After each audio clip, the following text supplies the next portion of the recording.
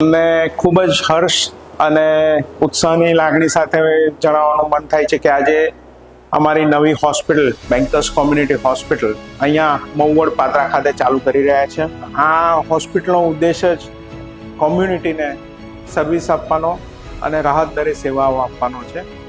આ હોસ્પિટલ યશ charitable trust અને bankers heart ઇન્સ્ટિટ્યૂટના સંયુક્ત સાહસના ઉપક્રમે છે અને આ હોસ્પિટલમાં તમામ પ્રકારની એકદમ આધુનિક સુવિધાઓ છે.